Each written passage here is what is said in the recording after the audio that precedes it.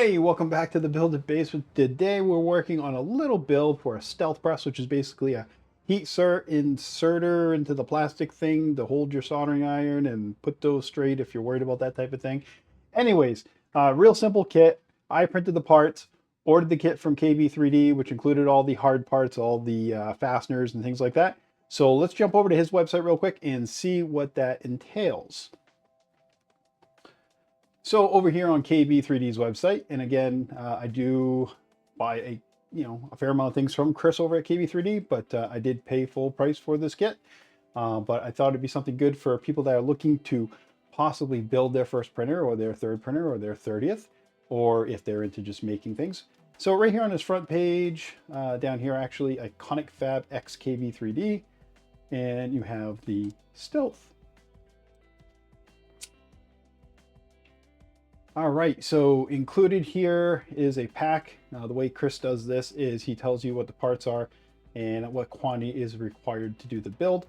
And basically you have your ball bearings, you have your key vac, which is basically think of it as a janitor's kind of a key ring thing where if you use the keys and it pulls it back to you, that's the mechanism used here on the back side of it to lift this up and down. It's a very good mechanism, it's spring loaded, so no using of pennies or quarters or weird nuts and bolts to do the weight counterbalance. Also has a very nice linear rail here, a 300 millimeter to be exact, to ride this on, so it's gonna be nice and precise. Let's see if there's a couple different pictures here. Top down picture, a side picture, a back picture, and that's all the pictures. Optional items for this include printed parts for $82.99 currently, as of, what was it? November of 2023, yeah. And let's see, hardware kit, that's the screws and whatnot. And then the other thing down here, I want to give a shout out to Stefan over at CNC Kitchen. Chris is now carrying his line of heat certs, as well as end pieces to put on your soldering iron to do those. So Stefan makes a nice product. I actually bought some of these too, and this kind of kicks off the build of this. And if you haven't checked out Stefan's channel right here on YouTube, you should definitely do that. Some very, very good stuff. So with all that being said, let's jump right back over to the back here. We're going to look at the manual and get right on this build, right? All right. Let's find the right thing right here. So Stealth Burner Press Assembly Manual. There is the finished product introduction. It's about the names and people and places and who they like to think and what the motivations are and all those type of things. My personal motivation is to have something that I can consistently put in my heat certs, and also push the fact that I think everybody should just call the heat certs, but that's up to you. License, common use, GNU, public license. So bunch of permissions here, no limitations really, because there's no warranty or anything like that. And yeah, so that type of thing. Nice little manual here, table of contents, print settings for your parts, assembly, all those types of things. Your print settings are very similar to those of a Voron if you have built a Voron printer. So they are a little bit more flexible, I think, with the parts. For the most part, you can use just about any material with this, although they are calling out ASA or ABS or those with carbon fiber in them. But you could get away with using PLA on some of the parts, maybe not the ones that actually hold the iron, but the rest of the parts would be pretty well okay with. And I think it actually says that somewhere's in here. Yeah, right here. PLA and PLA plus and PEG are also considerable as filament choices, however, taken into account, blah, blah, blah. Wall count 4. So they basically want to make sure these parts are relatively rigid. Naming convention on these parts is, again, very much like a Voron. You have your accent parts as well as your normal parts, and you can, those are suggestions, obviously. You can build it whatever color. You can build every part a separate color if you like, because just like a Voron, you're not building a stealth press, you're building your stealth press. Assembly. So this is where we're going to kick off. I'm going to come over here on the desk side, and we'll jump right into this thing. All right. So here we go. All right, let me grab my mouse right here. I got my manual on the side, and I got my parts right here. Got kind of a double camera view, and you guys right here. So hopefully this works out pretty well for this video. Just like all of my videos, I don't do much editing on the ends of them, so I'm kind of filming this raw and live. I have not put one of these together yet, so you kind of can see what I run into, if anything. I do have my current heat inserter ready to go. This was a gift from Woody, who's one of my viewers. Very, very nice gentleman that sent me parts to build this particular one. I put it on a block of walnut. I had some butcher block left, so I did that. This works pretty good. Not a huge fan of the roller wheels on the back. It's gonna be nice to have a linear rail. This does have a little bit more play than I'd like to see. So that's part of the reason I'm doing it. So first things first, in the manual, what they're calling out is putting heat inserts in here. We're going to be putting 4 of them, as well as one here on this top section and this top section, which is actually a side section once we get to it. Chris's kit comes in packages like so, and these are the heat inserts. These are M3 5x4s, which again are the same as what you'd find in a Voron printer. So let me dump these out and hopefully not lose all of them. All right. And there is a top and a bottom on these, in case you don't know that. Let's see if I can kind of get you a close-up of that. So, and will that focus in? I don't know. Either way, so basically you have a smooth surface on one side and you have a rough surface on the other side. Your smooth surface is slightly smaller, and that should be going inside your holes that you will be using to melt into the plastic.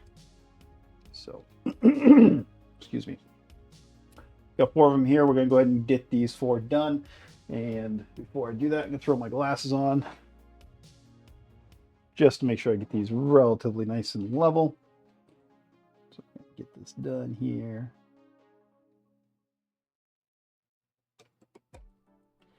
And we're just going to push these in. There's one. Get the second one in.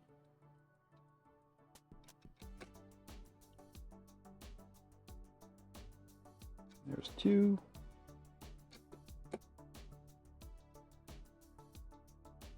And 3. And last but not least, this guy is actually cockeyed a little bit, but we'll make it work. Number 4. All right, 1, 2, 3, 4 right there. Pretty quick, pretty slick. And now we'll get the ones on ends here. So one on both these ends is where we're going to be aiming these next ones at. And I think, yep, I can just make it.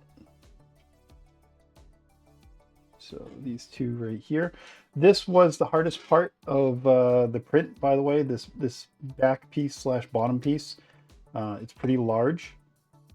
So way that it was provided was sitting like so, and I thought it would be better to print it like such, but it turned out that it prints better the way they have it, because what do I know, and what do they know? But obviously they know better than I did. So yeah, so if you go to print this, just take the parts the orientation that they are when you get the files, when you open the files. All right, so we have now 6 of these in. We have 1, 2, 3, 4, 1 here on each end. And let's get the mouse head slap around a little bit. They want to wake up. Our next piece that we're going to be working with is this guy right here. This is a back piece. This is actually going to be mounted on the back side of this, like so. So we'll set that aside. We'll pull this up. So there are 2 holes here, 1, 2 on this side that are going to get inserts, and then let me see here. There's also 2 on the other side. They're going to get them, then we're also placing all the way down here as well. And nothing about the back side as of yet, because there's one hole back here, but I don't see it being called out. Adhesives for center part, you secure the arms, start the other side, 17, 18. Okay, so we will get these in first. So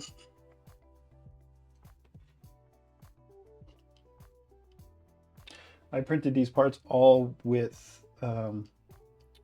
Paramount ABS. I like their rust red color, which is this red color that you see. I'll try to get a link down in the description below on Amazon for it. It's relatively inexpensive. It works pretty well for me. Oh, it's kind of stuck there for a second. I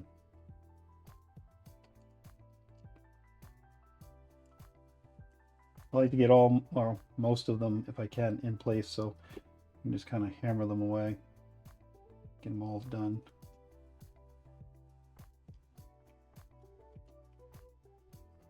I'm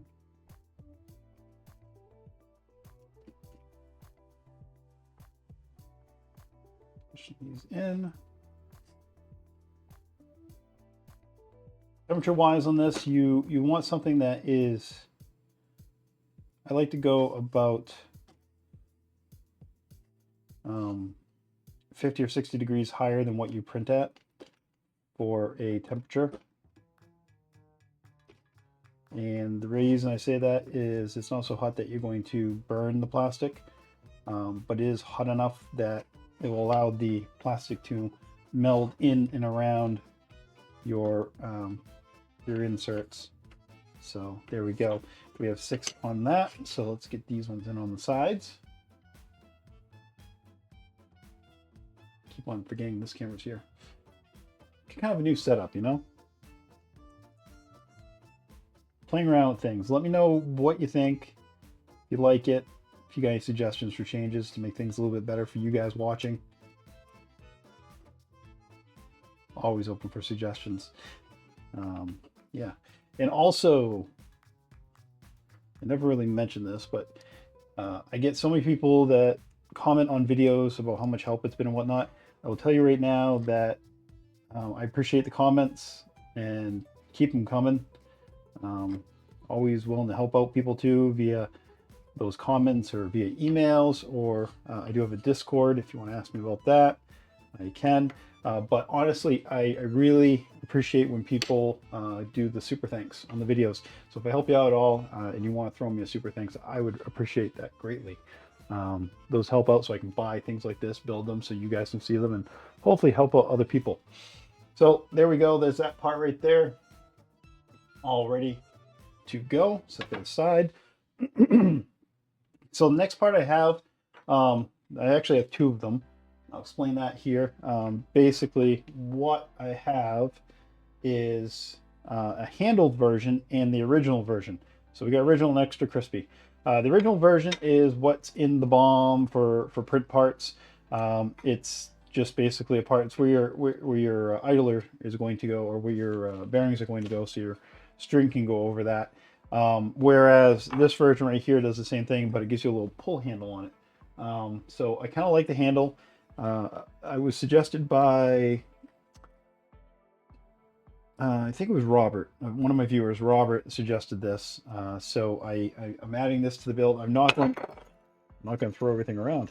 I am not going to put the heat sorts in this because it'd be a waste. I'm going to wind up using this. So, but I will point out where they go in this in case it gets a little bit confusing, because the last thing I want to do is confuse anybody. So if you look here, you will see that you have 2 here, as well as 2 on the flip side. So they are going in there. And then on this side as well, there are 2, same here, and they're going there. So pretty much the same, and all of them are going in down here. So let's start with that. Also find out Chris gave us extras with his kit. He was nice, he did. And let's go ahead. Let's pull this back into the frame a little bit.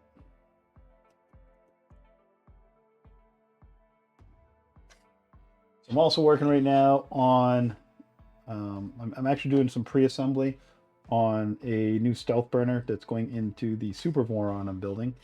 That's over on the side over there, and kind of excited about that. I'll be sharing more about that soon. So basically, it's going to be, a lot of people have asked me to do CAN bus. So we're doing CAN bus. We're going to be doing sensorless homing on that. We're also going to be doing, what else are we doing? It's going to be a Revo high flow. It's another popular thing people ask about. So it's going to be fun. 3DO nozzle cam on that as well. And I'm also trying to work out getting pretty much original BOM, that's the bill of materials, parts to do a Voron Trident as opposed to using an LDO kit. I was going to do an LDO kit, but after some conversations and some other things, decided to go old school. We'll do it by the BOM. We'll see how well it goes, or how well it doesn't go. We'll find out, right? So that will be fun too, and that's coming up soon. So lots of stuff going on, right? Now these heat certs,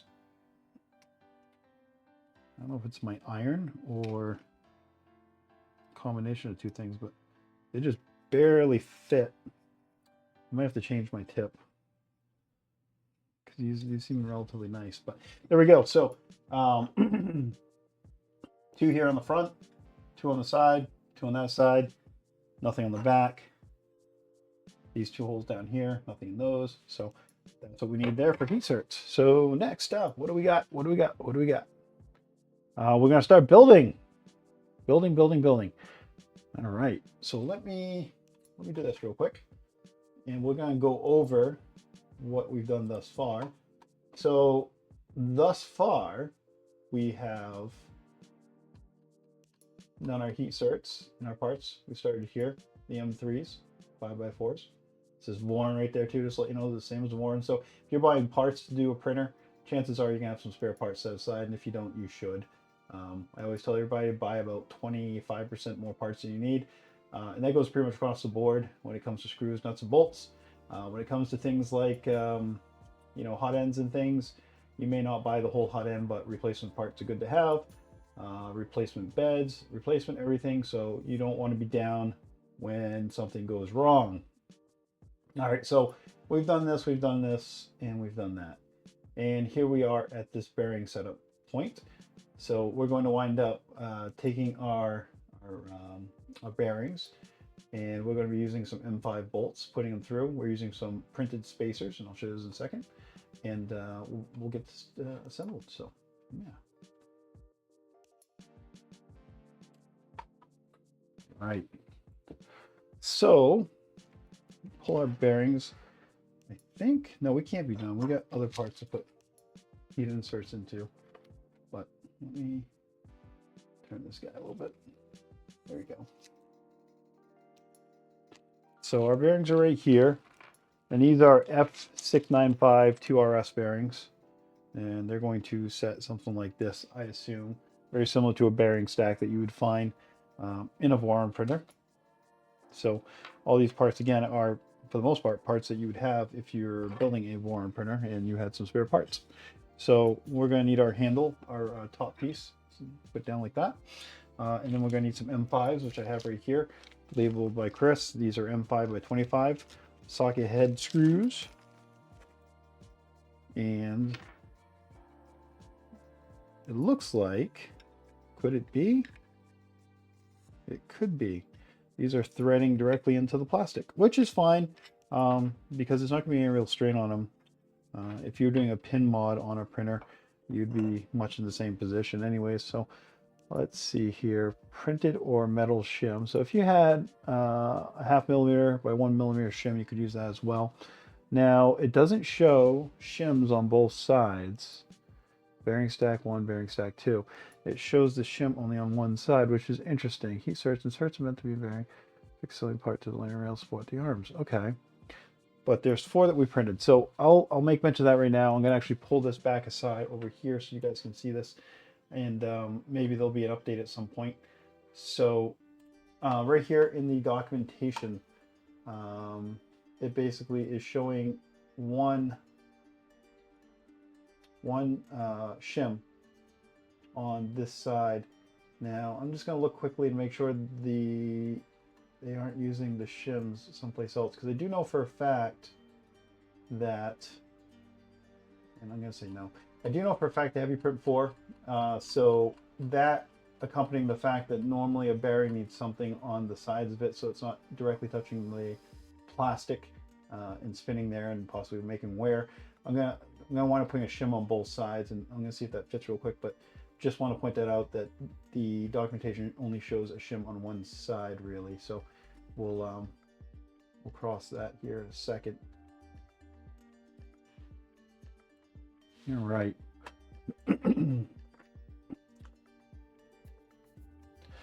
So sometimes this is like a difficult thing to deal with because you're kind of holding things while you try to do them. So what I usually like to do, or I'm going to attempt to do here, is I'm going to insert these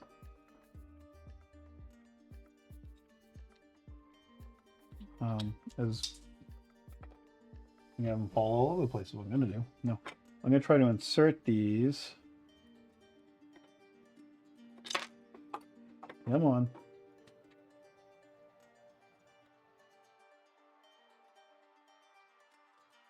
Insert these as a stack. You know what I might do is I will grab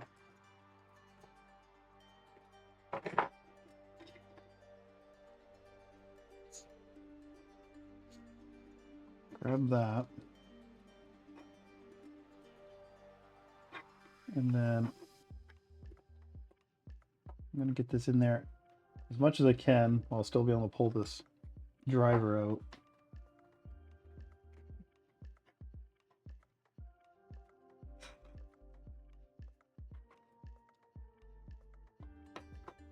Okay. And it's probably going to be the most difficult part of this whole build, I would guess. So we get this done, we'll be on the road to glory here. Push those down a little bit, get them close to in place, and then I can put this through. I'm trying to wiggle my way all the way here, hopefully.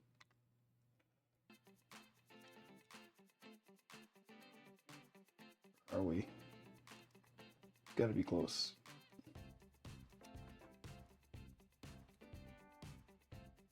There we go. All right, I'm just gonna kind of ratchet this around a little bit like that.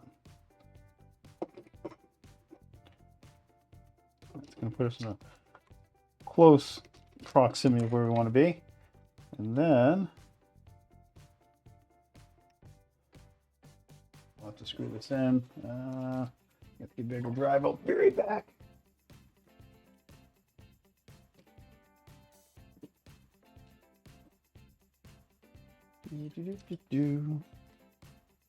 That's what I need here. What is going on? There we go.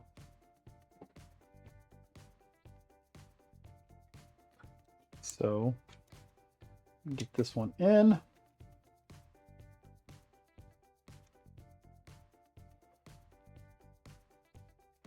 Yeah, it looks like it's getting a little bit of pushback from that second washer, so we'll give it a little bit of a nudge. There we go. We're not going to go too tight with this. What are they saying here? Insert fixed barrier similar part relay or rail. Yeah, anyways. So we'll get this snug. How about that? We'll get a feel for it on the first one, and then on the second one we should. Yeah, that should be good right there. Yeah. So those are moving nice and free. Perfect. Awesome. Cool. All right. What did I drop? Well, we'll find out eventually. All right. It's probably just a heat cert. All right. So we're building our second bearing stack here. And again, I'm going to do what I did last time. I'm just going to put them on my driver like this. And attempt to kind of wedge them in a little bit here, kind of close to where they need to go. I'll pull this out, push them in.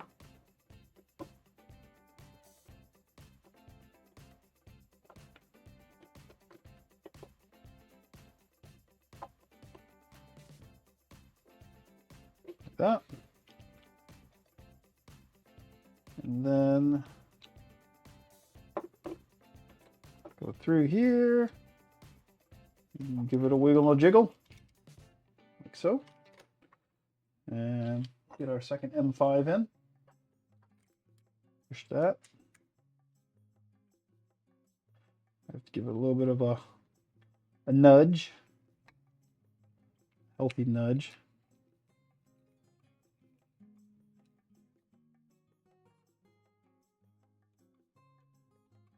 There we go. And we know how deep to go with this one if we just follow suit with what we have on the first one. You definitely don't want to over tighten anything like this. For one, you're going to the plastic, and for two, you don't want to really squeeze the bearings any more than you need to. This poor guy's already on the pressure all the time, you know? There's only so much you can deal with. All right, so there's that. All right, what is next? Next is a simple step, or simple enough. We are going to use, we're going to set that aside. We're going to get this part here, this A-frame type part, and we're going to get this top part. Look at that precision, and kind of set those together and try to get them in the frame for you. And we're going to be using our linear rail to kind of put those together all the way up, including our last piece up here, our handle piece. So I'm going to remove the plugs here, the stoppers. So one here on each end from this KB3D kit. You might have zip ties or something else if you're building this using a bomb of other sorts. So it's going to go like that, and this is going to be the primary structure for that piece, and all held in there with some M3x8s. So we'll dump a batch of that out. Oops. And we'll start putting these in. And there's quite a few of these, so let me see if we can speed this along a little bit for you.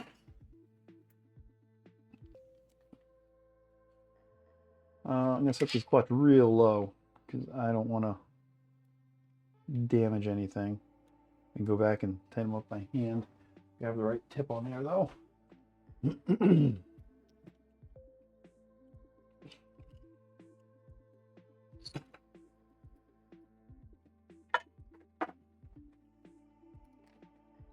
This little guy, this Dremel. Bosch makes the same thing, available on Amazon, and it worked pretty well. I'll try to put a link in the description again. And just so you know, again, if you want to try to help out the channel, if I put links down there in the description that go to Amazon and you click on those links, even if you don't buy specifically the product that I have linked, if you do buy a product, I think within a few hours, maybe a day, I don't know, after clicking one of those links, I do get a very small, small commission from Amazon, but anything's helpful. I do get items from Amazon from time to time, so that Amazon money helps out to buy drivers and glue and things of that nature. Same things you might be buying. And I mentioned it before, but I really appreciate the super thanks too. You know what? I appreciate if you're kind of a fun one to mention today.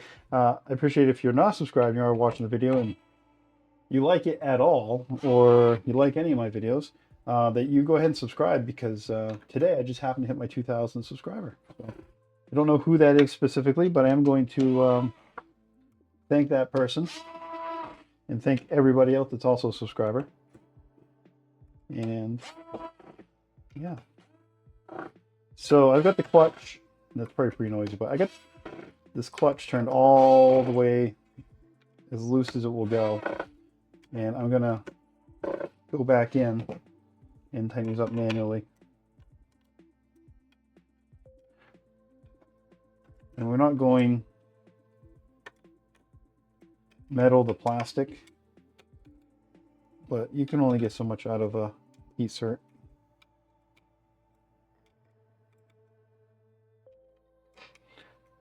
Nice. Stand up for yourself, buddy. There you go.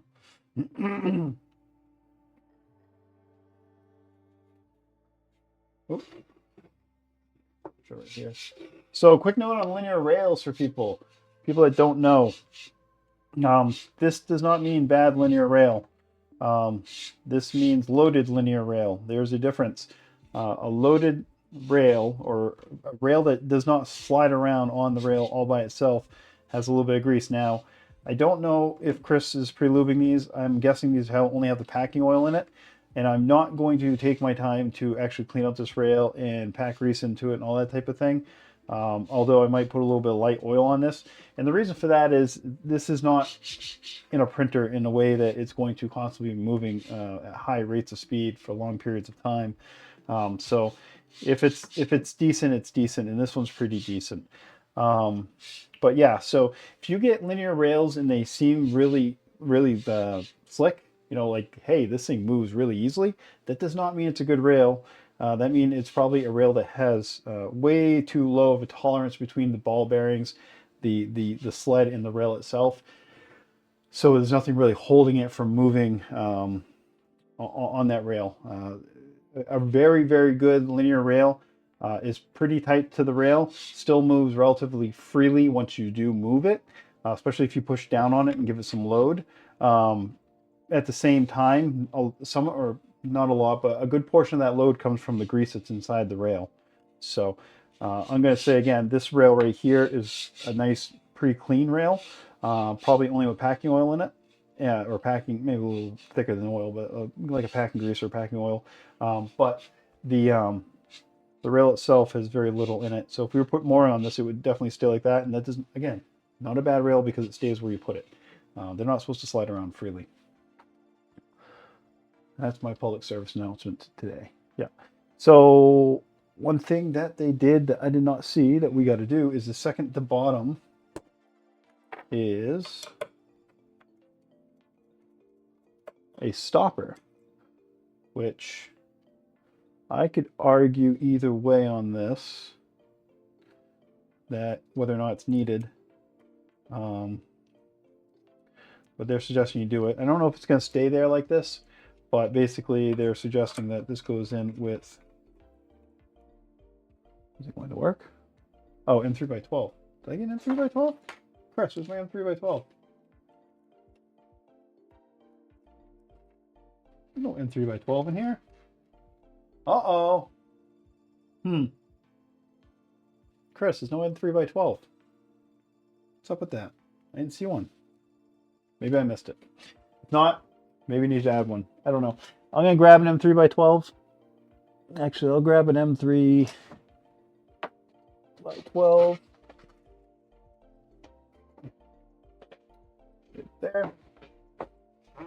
Like I said, it's always good to have spare parts. But I will say, I don't really think you need to do this because maybe Chris agreed, and that's why I didn't put one in there. But you're going to have a platform underneath this. It's going to stop this from taking off on you anyways. But there we go. Nice, nice, nice. All right, where are we now? We are attaching some pieces, and I'm going to up this camera a little bit. Let me adjust this slightly. Right about to there. Yep. Some pieces right here on the sides. So one here and one there. And these are these pieces right here. And again, we're using M3x8s because why not? Every good Voron printer has M3x8s in it. But I do see one thing before we do that, and I'm going to do this. We got to put a couple of heat certs into this. So we'll grab a couple more of our heat certs. So on these right here, we have 4, 2 in each going in. They are right here. And right here. Right here. And right here. Let's get these in.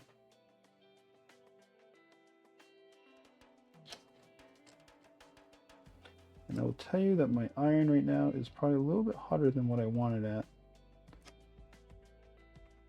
And I know this because I'm getting some plastic bulging around when I'm doing these around the heat certs. And that usually means one or two things. It either means one, the design on the hole isn't leaving space for the little amount of plastic that's getting pushed out as you put this in, or two, your iron's a little bit too hot and it's causing that plastic to melt a little bit too far into the piece, because really you only want the immediate surrounding plastic to melt into the grooves. You don't want to melt a lot more than that. Basically the walls that are associated with where you're putting the piece in. So let's put this guy on right here. This is as far as I can tell, just a secondary support bracket.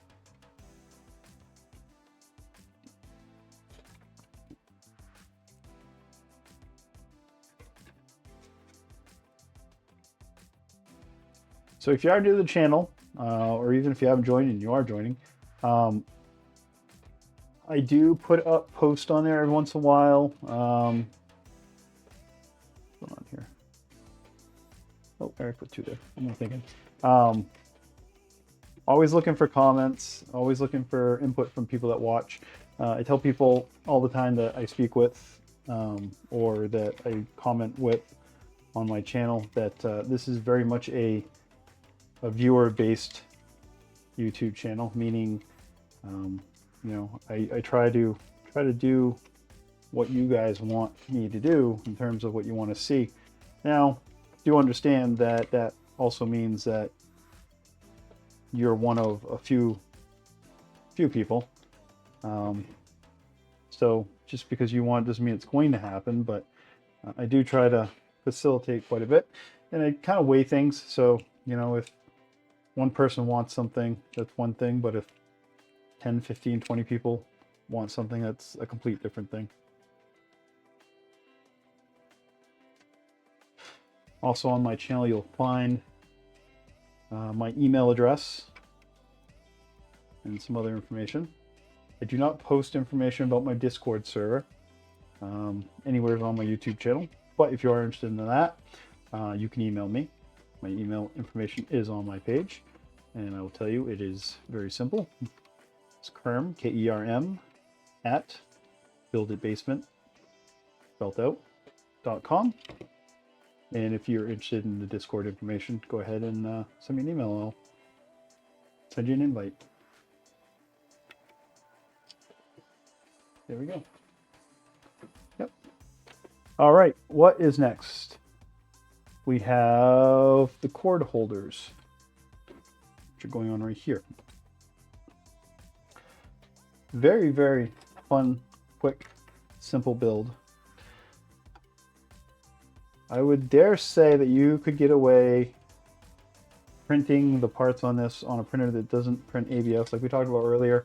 You could possibly print some of these parts in PLA. I think you could print the whole thing in PLA. It may not get you the longevity you're looking for, but it gets you just enough to probably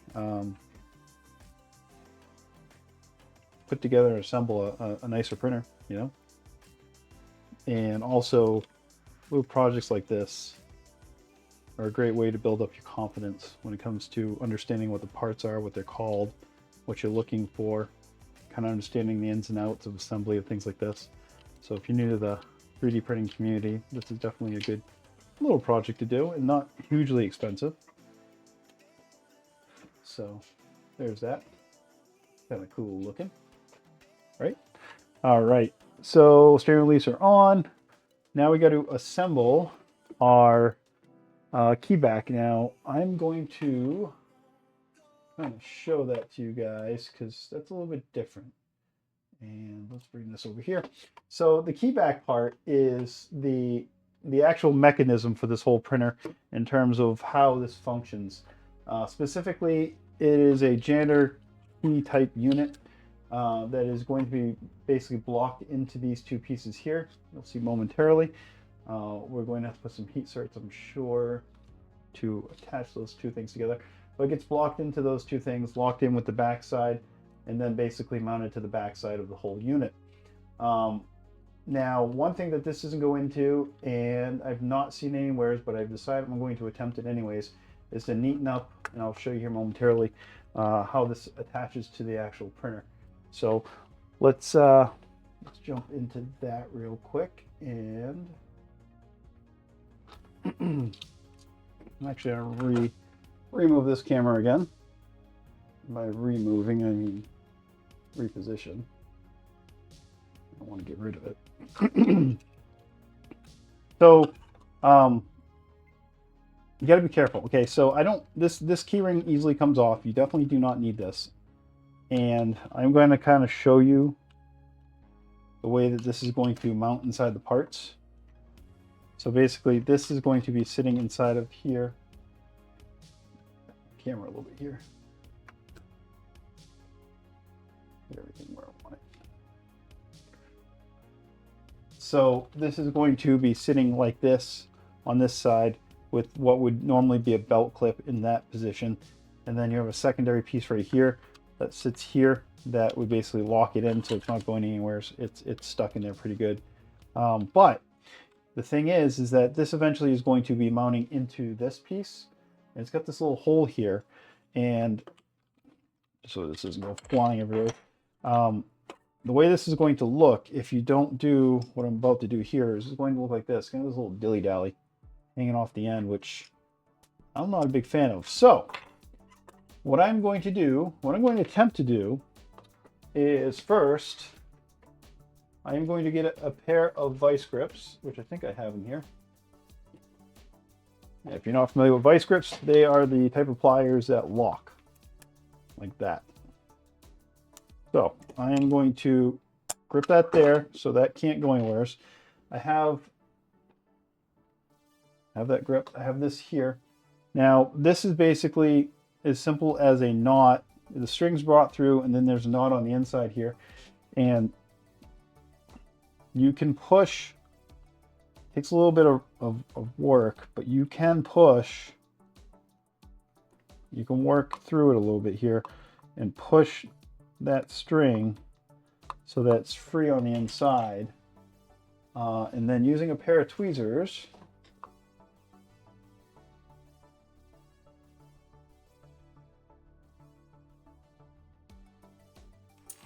push it a little bit more. Might have to work this a little bit, but give it a twist to loosen it up a little bit. And 100% certain we can do this. There we go. I saw it move on the inside. That means it's loosened up. I'm just going to grab it on the inside here. Like that. And then you see that we just have a knot here.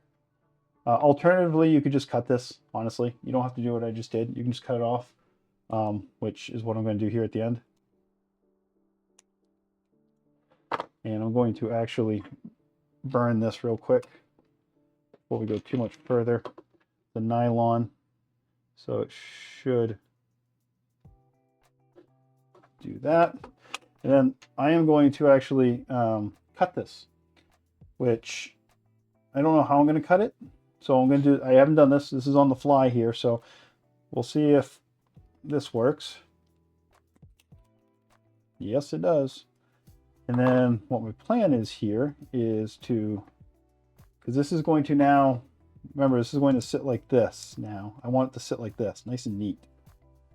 That's way neater looking than what we had before. So I'm going to pass this through this bottom side, or at least try to. Assuming I can get it back through there. And if I can't, I'll ream it out a little bit.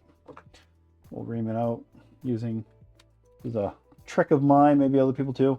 I'm just going to use this just to ream it out a little bit, this end piece. You don't want to do too harshly though, because you'll crack the plastic. So I just want to kind of clean out, ream out this whole thing. And I'm going to try to pass this through. Wish me luck. There we go. Awesome. All right. And what I'm going to do is I'm just going to basically try to tie a couple knots in this. And then once I have a knot or two in this,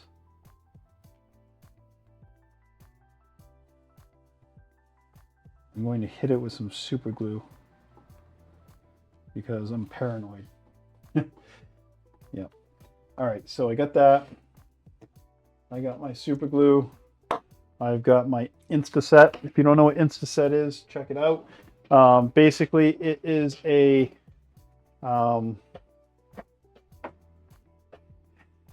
solution that is alkaline, I believe. And because it is alkaline, it sets up quick, or it forces the super glue to set up quick, I should say. So I'm going to give this a douse of super glue. Super glue dry it up? Nope.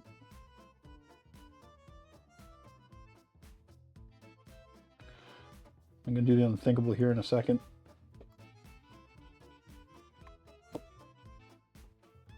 I am going to actually purposely touch super glue with my fingers because I just want to get it all over this thing. And it is what it is. And then I'm going to just hit it with some of this. Now, note to self, if you have super glue on your fingers and you spray with this, because there is a chemical reaction, it'll get very hot. You don't want to do it. So don't touch that when you have that. But this is already dried now. And I'm going to see how good the pull is. I think that suffices. All right. I don't want the backlash in there because God knows that would be embarrassing. So got that, pull that. Now we got a little nubbin on there. Just what I wanted. I'm happy with that. Cool. That worked out. There's a tip. If for nothing else in this whole video, we made this a little bit neater this time around for anybody that's building one of these. So yeah, so let's get this thing assembled. First things first, it doesn't show it. Does it show it? No, it says M3 bolts. It does not show. The manual does not show.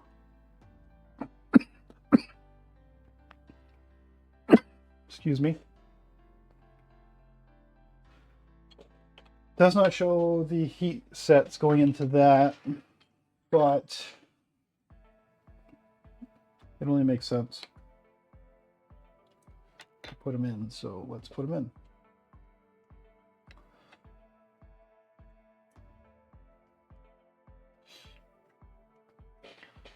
And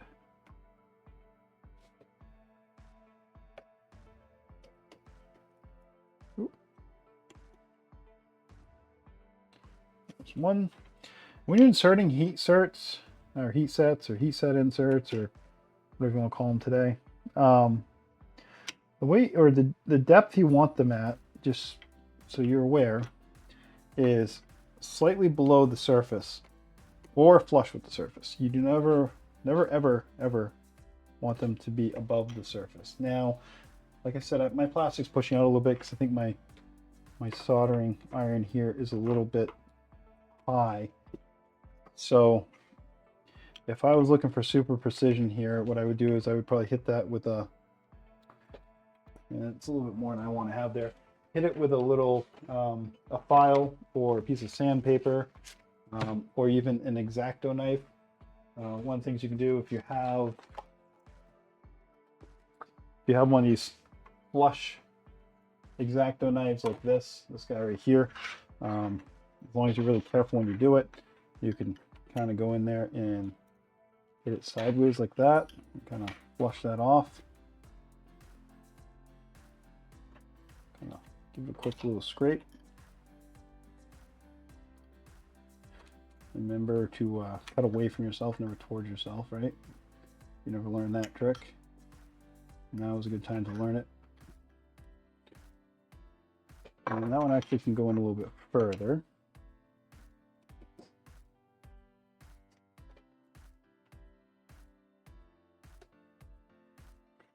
And then this one was okay, but we'll just nudge. There we go. But the other option is to take a file like this and then basically just give a quick little file like that. Not everything that you do or every part that you make will be perfect every time. But what you're really looking for is a good end result. So little tricks sometimes help out with that. And there goes another screw. All right, so looks good enough for me. So I'm going to take this and I'm going to take the back side of this, which is the part that would normally have a belt clip on there. That's going to get inserted into this unit right here, like so. And this goes on top of it, like so. And then we're going to use a couple more of these M3x8s. Again, like so, because that's what we do.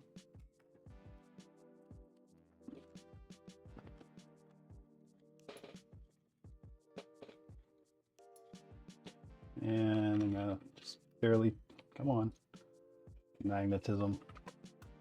I'm gonna barely just get that started and then get the other one started too.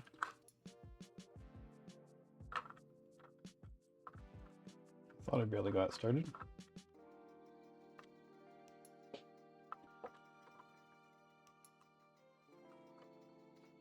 Yeah.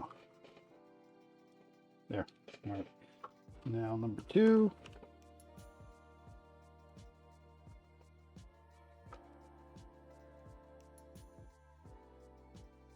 Okay.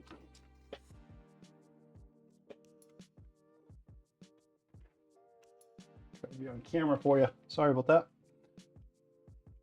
So get these 2 in. Relatively tight.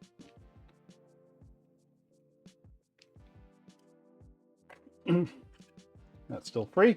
Then we have that like that. And now we can attach this to the back side of this like so. Before we do that though, we do have to put a couple of heat certs in there, which I don't recall seeing those getting put in, but we can do it now just the same.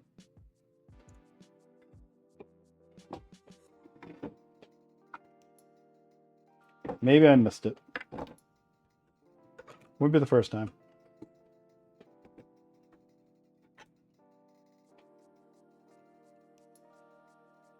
So we'll do these ones one at a time because I'm going to have to try to balance this up.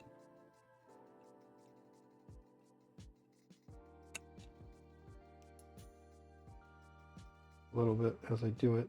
This hole seems a little bit tight. All right, let me hold this while I do it.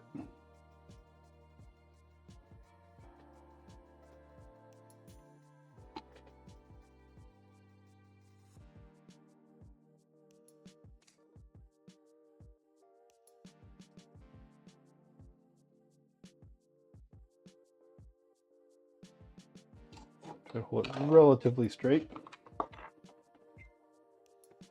If you do have them off to a side a little bit or they're not perfectly straight, you can always, the sooner you do it the better, but you can always hit them on the other side or reposition them a little bit.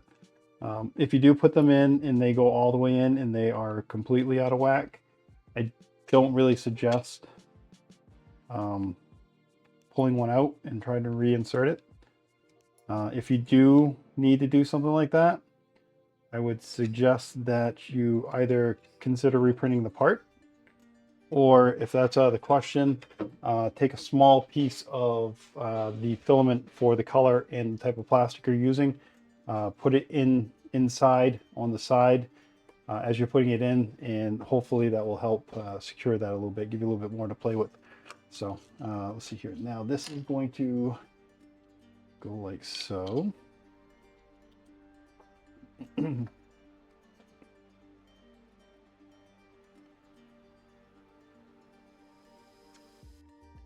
It's barely tight. How are we supposed to get this other one in? Man, I messed up.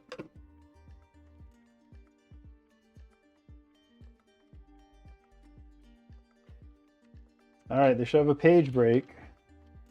Another suggestion for the manual. There should be a page break or a second page or a two-part of the page that basically shows the attachment of this first, or just have people that are much more intelligent than me putting it together. Both of those are completely valid.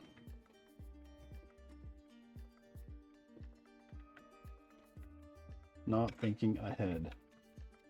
All right, there we go. Easy to fix though, right?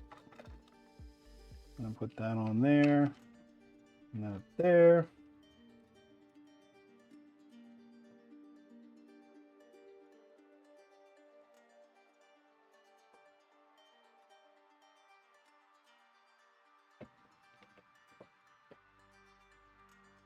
Give a little twist. You hear something crack when you're putting these in, when you're tightening screws up, you've gone too far. Again, consider reprinting the part. Kind of a joke to people that are used to doing this stuff. So, all right, so we're down to the big part, the plate here. So this is the plate, the big part that goes down here on the bottom. And this is going to wind up going like this. And then is getting bolted from the bottom up. Now this piece right here, this snaps out. Mine already snapped out. So that comes out like that. This is a sacrificial print piece. So if that breaks out, don't worry about it. It's going to break out anyways. And we are putting heat certs that weren't called out. Again, just saying. On these little triangular pieces.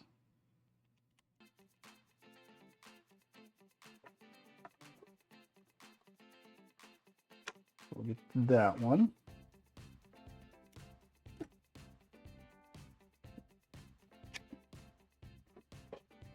So if you're new to printing ABS, or if you haven't printed ABS before, and you're considering it for this project being your first project with ABS, I will tell you that this bottom plate piece and this other bottom piece are the two most difficult parts of this to print. This because it's wide. This is actually less hard, but this can warp on a bed. If it's ABS is known to warp.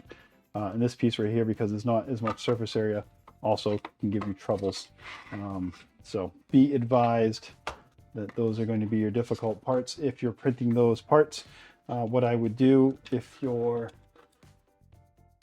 not 100% confident is go ahead and print these parts as individual parts on your build plate. They are relatively large anyways, so they will take up a decent part of a build plate, but that way you don't lose out on a bunch of other parts if they do fail on you. That, or keep your eyes on things, because the this red piece, this back piece, is actually pretty tall, so a lot more layers on it than any other piece in the whole print. All right, and then this is kind of interesting. These are going to drop right in there pretty far down the well. Let's see if they line up. Oh, there they go. Got to give that a little bit of a squeeze.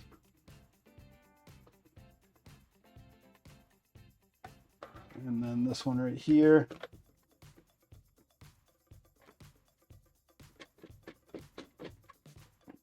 And boom, like that. Oh yeah. All right, let's do a review as to where we are with this whole thing. And let's see here. Let's go to screen 2. So going backwards. Going backwards. Okay, we did that. We did bearings. You saw that. This was the part where they're asking you to use the M3x12, which I did not see in my kit. Doesn't mean you didn't get one in your kit. Doesn't mean Chris isn't packaging them, but I did not have one in my kit, which isn't a big deal anyways, because where we are now with this whole thing, it'd be near impossible for you to lose your carriage. But it's a good tip anyways to have there.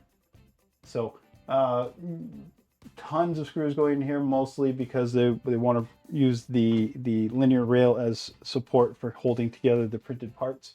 Pretty much the only reason for this, because this linear rail, for what it's actually doing, probably could do it with 2 screws. Let's see here. Right here, we did the heat certs on these. Do not over tighten, very good tip. Again, suggest that for all the parts. Everything should be relatively tight, but you don't want to make them too tight. And these are your cable strain support units. And right here is where the 2 heat certs that we didn't do earlier had to go in, and the assembly of your keyback unit right here as it gets attached on there. So finally, we have the build plate that we just assembled. They're showing where the M3 bolts go in, and they're not showing you the other part though. But we did have to put some heat certs in the bottom, the triangle base portion right there, and now removing that sacrificial piece. So let's finish this thing up.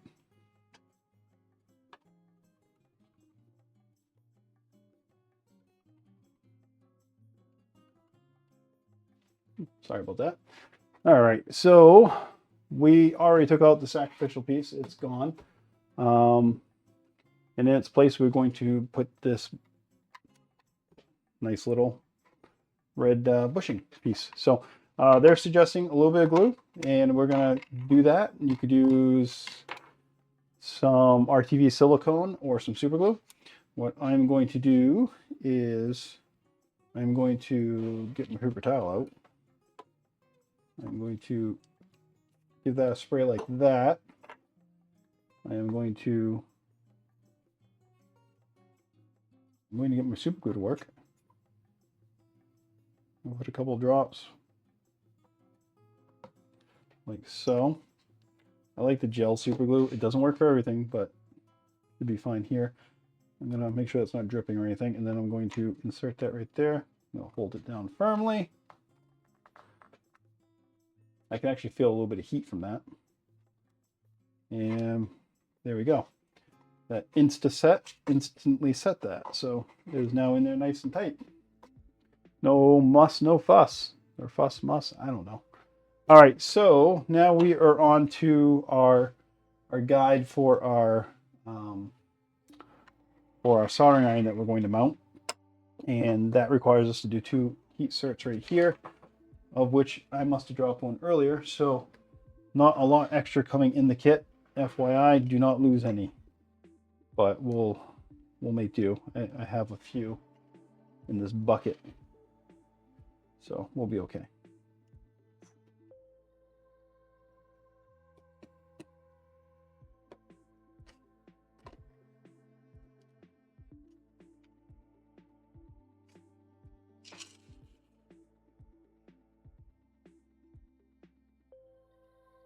And number 2.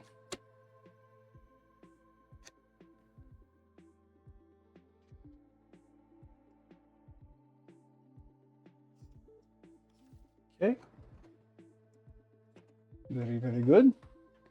And then we're going to be mounting this to our linear rail like so. Like so? No, like so. Yeah, like so. So flat section on top, bendy section on the other side. That tells us not to forget our key back before fixing arm with bolts. So what I'm going to do is I'm going to put 2 of these M3s in here. I'm going to grab the thing. This thing has quite a bit of pull. Grab my key back. I'm going to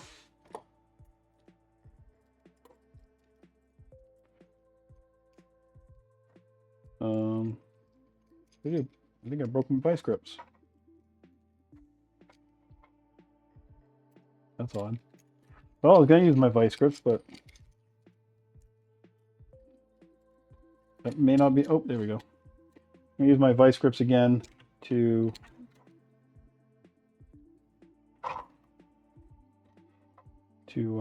grab my string back here. And it's going to make this want to fall, but that's okay. I can deal with that. And I'm going to, I'm going to run my string through like this. And I didn't give myself enough string, so let's loosen that up for a second.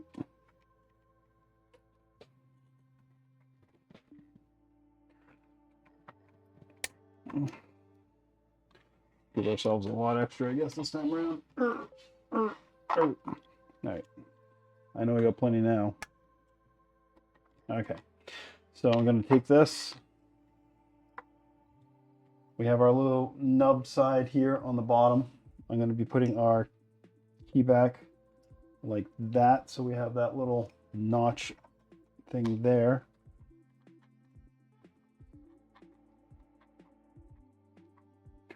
And I'm going to line that up a little bit. Let's see if we can get one screw started, because it's really all we need to get going. So I will put this one so it's relatively tight, but not overly so. Again, I'm going plastic to metal, so be careful. And now I'm going to grab the string here. I'm going to release this thing. Loose the Kraken. All right, there we go. And yeah, cool. All right, so now readjust this camera for us all.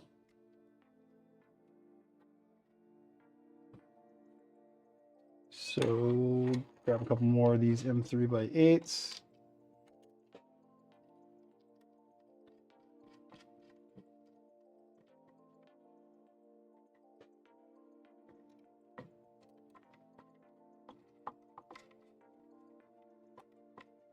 And then I go back and just make sure these are tight all the way around. For some reason, whenever I do a carriage, I always work in a rotation with them. But yeah, there we go. Not too shabby. A fair amount of weight on that, so, and it very, very, very, very, very robust in terms of not moving on me. I like that. All right, so where does that leave us? That leaves us only one thing left to do, and that's to mount our mount for our soldering iron. Now, that's going to be dependent on what kind of soldering iron you're using with your particular mount. You're going to want to measure the width of the handle on your soldering iron. So once you do that, you will print off the proper one that goes with this. And I will leave a description link in the description, or a link in the description on where the STL files for this. And you will see that there are different sizes of these things based on what you're going to need.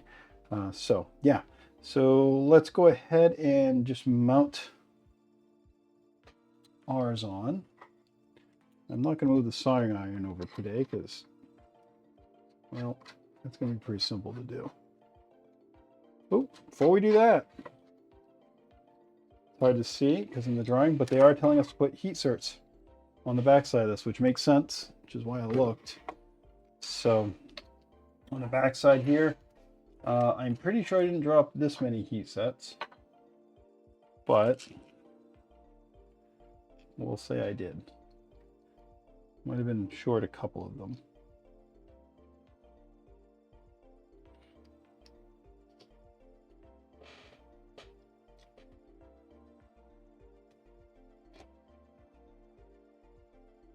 This is a relatively small piece, but my iron being a little bit hot for this work, I'm definitely seeing it happening here in terms of too much heat. I guess I could just turn it down,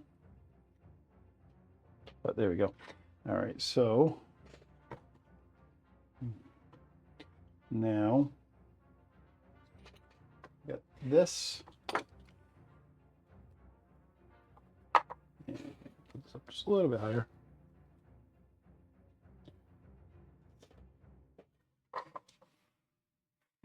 There we go. And a couple of M3x8s.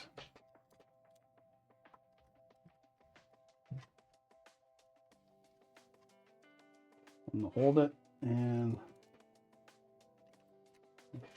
one to make it stay put.